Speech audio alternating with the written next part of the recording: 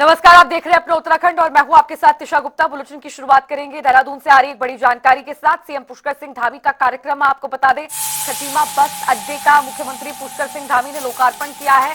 और अब आगे का कार्यक्रम बता दें, करीब 12:40 पर पर्यटन सम्मेलन में मुख्यमंत्री पुष्कर सिंह धामी शामिल होंगे। उत्तरकाशी नेहरू पर्वतारोहण संस्थान का कार्यक्रम है। 2 बजे श्री शक्ति माता मंदिर में दर्शन करेंगे, फिर माघ मेले में शामिल होंगे मुख्यमंत्री पुष्कर सिंह धामी, जिसका उद्घाटन कार्यक्रम रखा गया है, इसमें शिरकत करेंगे। इसके बाद आपको बता दें, शाम करीब 6:15 पर लखनऊ में एक कार्यक्रम है जिसमें शामिल होंगे मुख्यमंत्री पुष्कर सिंह धामी। उत्तरायणी ऑथेज 2026 कार्यक्रम में मुख्यमंत्री पुष्कर सिंह धामी शिरकत करने वाले हैं। तो आपको पूरा जो आज के दिन का शेड्यूल है उत्तराखंड के मुख्यमंत्री पुष्कर सिंह धामी का, जो कार्यक्रम प्रस्तावित हैं, जो उनकी अध्यक्षता में होने वाले हैं, जिनमें वो शामिल होंगे, वो आपको बता रहे हैं। संवाददाता अरुण सैनी फोन लाइन पर जुड़ गए हैं जानकारी के साथ। अरुण, आज क्या क्या कार्यक्रम रहने वाले हैं मुख्यमंत्री पुष्कर सिंह धामी के, एक बार विस्तार से बताएं। जी तिशा, बिल्कुल मुख्यमंत्री पुष्कर सिंह धामी के आज कई महत्वपूर्ण कार्यक्रम जो है वो रहने वाले हैं। और सुबह से ही मुख्यमंत्री पुष्कर सिंह धामी ने कार्यक्रमों में शिरकत की है। खटीमा में सुबह मुख्यमंत्री पुष्कर सिंह धामी ने बस अड्डे का लोकार्पण किया और उसके बाद अब मुख्यमंत्री पुष्कर सिंह धामी उसी समय में जो है वो पर्यटन सम्मेलन में शामिल होंगे। उत्तरकाशी में नेहरू पर्वतारोहण संस्थान का ये कार्यक्रम है, उसमें मुख्यमंत्री पुष्कर सिंह धामी शिरकत करेंगे। जो विंटर टूरिज्म कॉन्क्लेव है उसके बारे में भी मुख्यमंत्री पुष्कर सिंह धामी वहां पर संबोधित करेंगे। और जिस तरीके से प्रदेश में लगातार शीतकालीन पर्यटन को बढ़ावा देने के लिए जो कदम सरकार के द्वारा उठाए जा रहे हैं, किस तरीके से विंटर टूरिज्म को बढ़ावा प्रदेश में दिया जाए, तो उसको लेकर कई कार्यक्रम प्रदेश में समय समय से इस तरीके के चल रहे हैं। और मुख्यमंत्री पुष्कर सिंह धामी ने शीतकालीन पर्यटन को एक जो है उत्तराखंड के लिए बहुत अच्छी कहा है। और उन्होंने कहा कि उत्तराखंड के लिए आने वाले समय में ये मील का पत्थर साबित होगा। उत्तराखंड की आर्थिकी के लिए भी एक बहुत बड़ा जो है फायदा इससे पहुंचेगा। इसके बाद मुख्यमंत्री पुष्कर सिंह धामी 2 बजे के लगभग श्री शक्ति माता मंदिर में दर्शन करेंगे और माघ मेले के उद्घाटन कार्यक्रम में भी वहां पर जो है शामिल मुख्यमंत्री पुष्कर सिंह धामी वहां पर शिरकत करेंगे। इसके बाद शाम 6:30 बजे के लगभग लखनऊ में कार्यक्रम है उत्तरायणी कोटिग 2026 कार्यक्रम में मुख्यमंत्री पुष्कर सिंह धामी शिरकत करेंगे।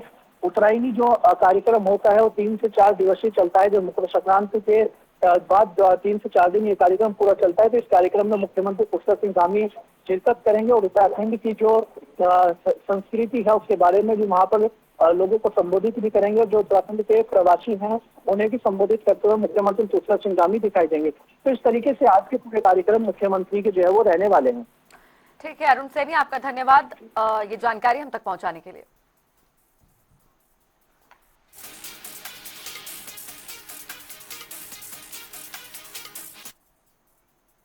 और चलिए अब खबरों में आगे बढ़ेंगे। आपको बता दें, मुख्यमंत्री पुष्कर सिंह धामी खटीमा में आयोजित सार्वजनिक लोहड़ी समारोह में शामिल हुए और प्रदेशवासियों को इस पर्व की शुभकामनाएं दी। उन्होंने लोहड़ी को सामाजिक एकता और सामूहिक उत्सव का प्रतीक बताया। इस अवसर पर मेयर दीपक बाली, विकास शर्मा और नगर पालिका अध्यक्ष रमेश चंद्र जोशी भी मौजूद रहे।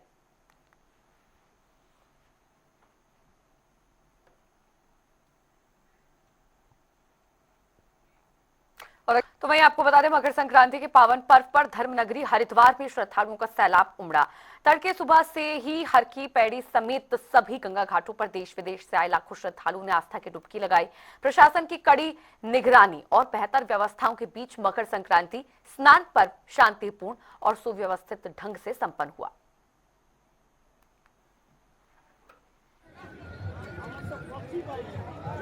शांति स्थान पर इस वक्त हमारी मौजूदगी हर की पौड़ी पर है और हर की पौड़ी पर भक्तों का सैलाब उमड़ पड़ा है। हालांकि हरिद्वार में इस वक्त कड़ाके की ठंड भी हो रही है। धर्मनगरी को कोहरे ने अपनी चपेट में ले रखा है, लेकिन उसके बाद आस्था भारी यहाँ पर पड़ गई है ठंड पर और स्नान यहाँ पर लोग कर रहे हैं। मैं अपने सहयोगी से कहूंगा कि वो दिखाएं इस वक्त हर की पौड़ी पर जो नजारा है इस वक्त मकर संक्रांति के स्नान का, वो यहाँ पर देखने को मिल रहा है।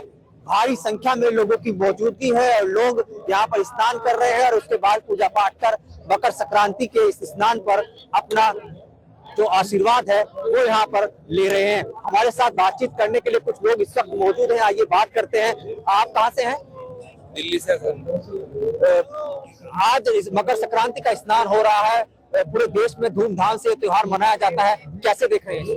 पहले तो सबको पूरे भारतवर्ष को मकर संक्रांति की ढेर सारी शुभकामनाएं। और दूसरी बात है कि माँ गंगा की गोद में आए हैं स्नान करने के लिए, तो इसमें और ठंड वंड कुछ भी नहीं है, ठंड का कोई असर नहीं है। बहुत बड़ा पर्व है और साथ में आज एकादशी भी है, 11 का दिन है एकादशी का, मतलब बिल्कुल हम यहाँ पर लगातार यहाँ पर लोगों को दिखा रहे हैं कि कैसे मकर संक्रांति पर यहाँ पर लोगों का भारी उमड़ा हुआ है। अगर सुरक्षा दृष्टि की हम बात करें तो सुरक्षा दृष्टि के हिसाब से हरिद्वार जो प्रशासन है वो यहाँ पर इस पूरे क्षेत्र को 8 जोन और 22 सेक्टर में बांटा गया है। जिस प्रकार लगातार यहाँ पर सीसीटीवी से भी नजर पूरे इस मेले क्षेत्र पर रखी जा रही है। अपने सहयोगी के साथ हर्ष सैनी, जनता टीवी के लिए हरिद्वार। और वही आपको बता दें, उत्तराखंड सरकार की मंत्री रेखा आर्या के खिलाफ कांग्रेस प्रदेश अध्यक्ष गणेश गोदियाल की कथित अभद्र टिप्पणी को लेकर सियासत गर्मा गई है। बीजेपी कार्यकर्ताओं ने देहरादून एसएसपी को शिकायत सौंपते हुए गोदियाल के खिलाफ कड़ी धाराओं में मुकदमा दर्ज करने की मांग की है। बीजेपी ने बयान को महिला और दलित विरोधी बताते हुए विरोध प्रदर्शन किया और सोमेश्वर में पुतला दहन कर कार्रवाई की मांग दोहराई।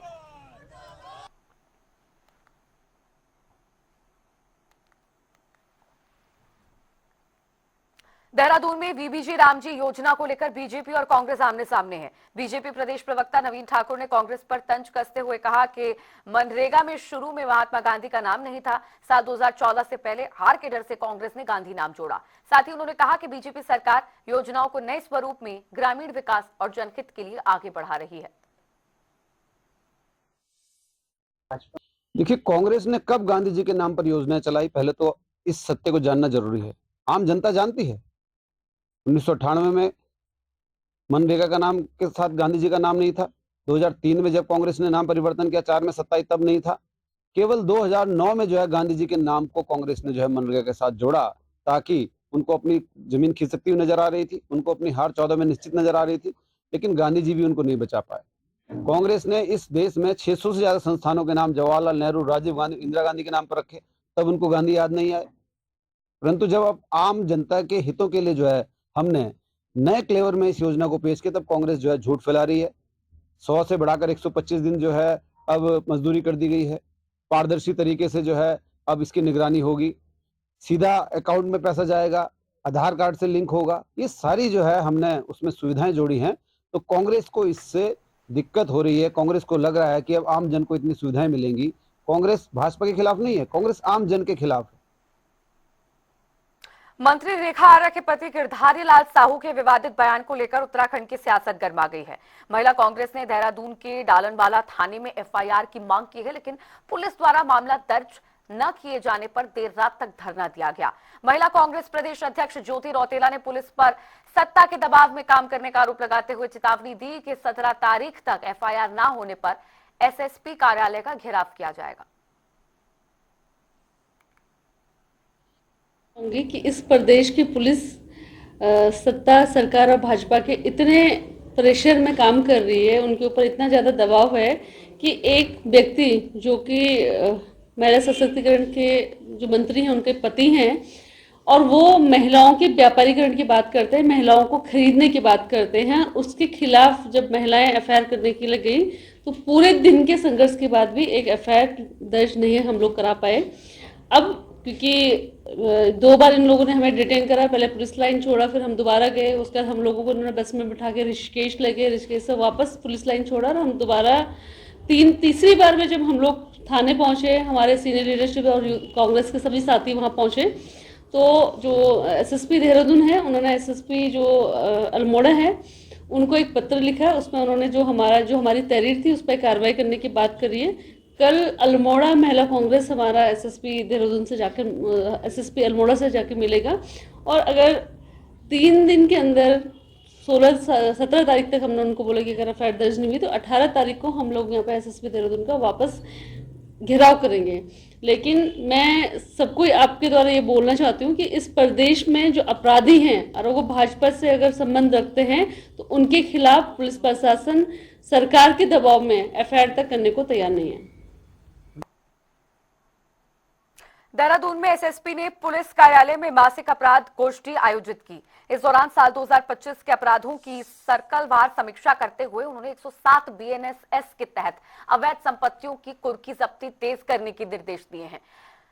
नगबजनी, चोरी, एनडीपीएस और गैंगस्टर एक्ट मामलों की समीक्षा की गई। तो वहीं यातायात नियम उल्लंघन पर कार्रवाई में 2025 में उल्लेखनीय वृद्धि दर्ज की गई। साथ ही बेहतर प्रदर्शन करने वाले थानों की सराहना भी की गई।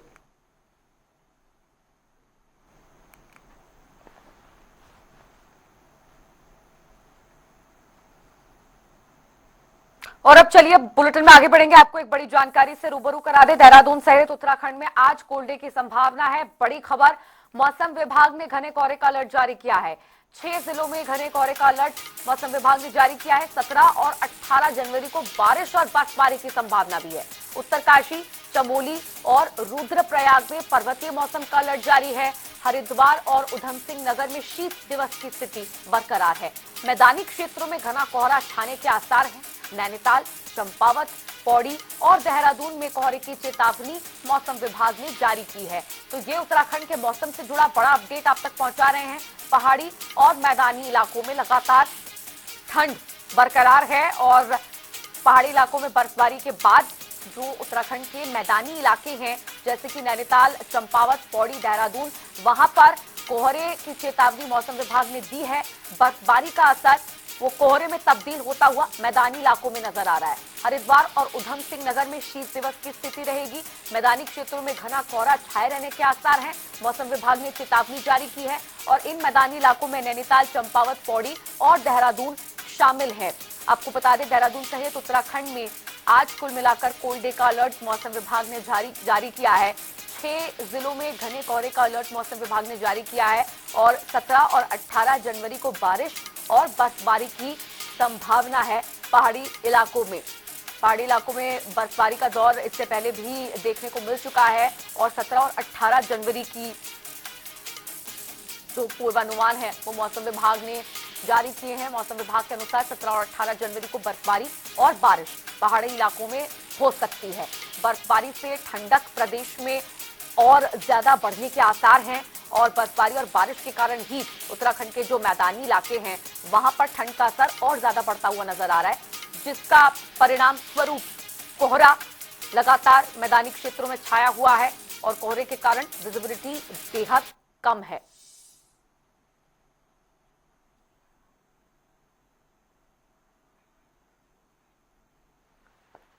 इसी खबर पर और भी जानकारी के साथ यशराज आनंद देहरादून से संवाददाता लाइव जुड़ गए हैं।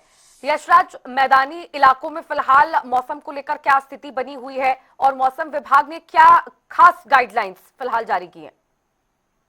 जी टिशा, मैं बताना चाह रहा हूं कि उत्तराखंड में मौसम की यदि बात की जाए तो उत्तराखंड में मौसम अभी काफी सर्द बनी हुई है। यदि मैदानी क्षेत्रों की सबसे पहले बात की जाए, खास करके देहरादून, हरिद्वार, ऋषिकेश, रुड़की, तो इन सभी में काफी तेज धूप निकल रही है।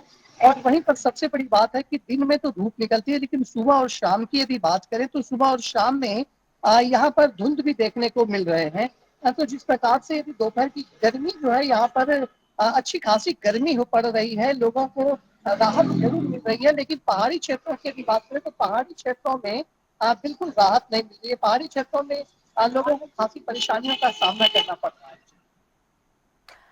पर्वतीय इलाकों में क्या स्थिति मौसम को लेकर बनी हुई है? मौसम विभाग ने पूर्व अनुमान जताया है कि बर्फबारी और बारिश 17 और 18 जनवरी को हो सकती है। तो इसका असर पर्वतीय इलाकों में किस तरह से देखने को मिलेगा और मैदानी इलाकों में इसका असर कैसे होगा?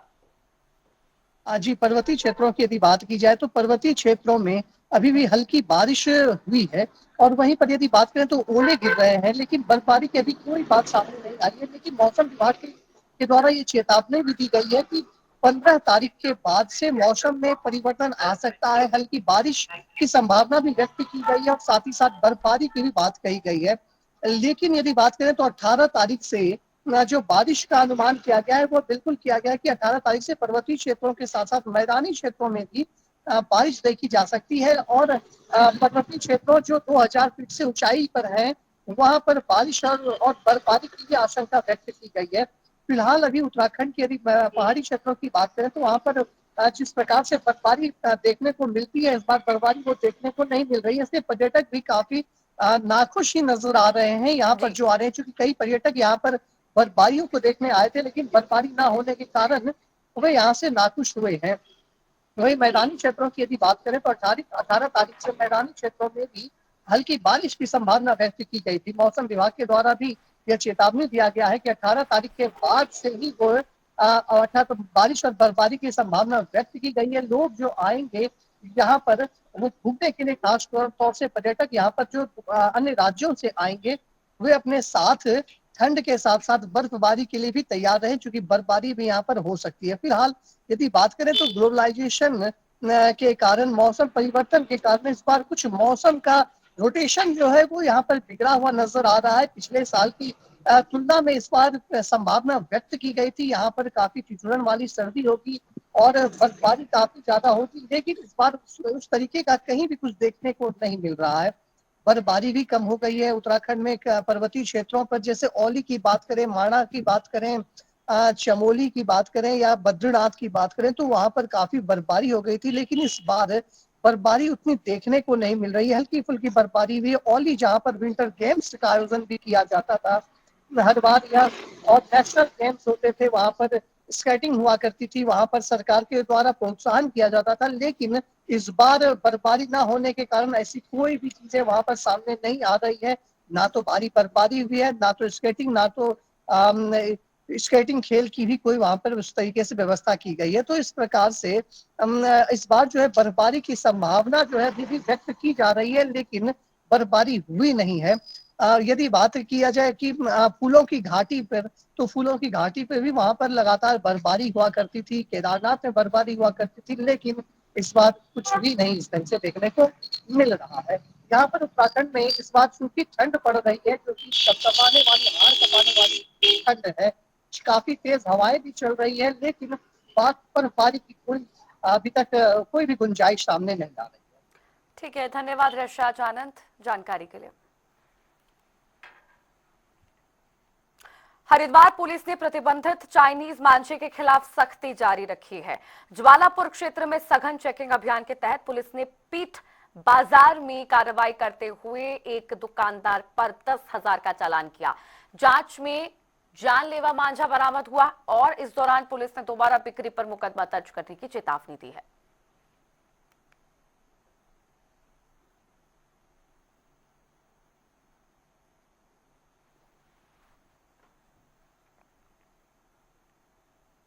मसूरी में जॉर्ज एवरेस्ट मार्ग पर उगाही का मामला फिर गर्मा गया है। स्थानीय लोगों ने एरोस्पोर्ट्स कंपनी पर हाईकोर्ट के आदेश की अवहेलना, अवैध टोल वसूली और धमकी के आरोप लगाए हैं।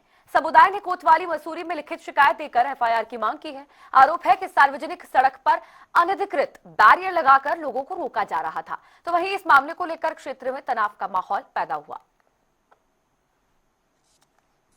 कि कोर्ट के आदेश के बाद भी जो कंपनी वाले वो बात मान नहीं रहे हैं। टूरिस्ट का और जो लोकल लोग हैं सबका हरेसमेंट हो रहा है।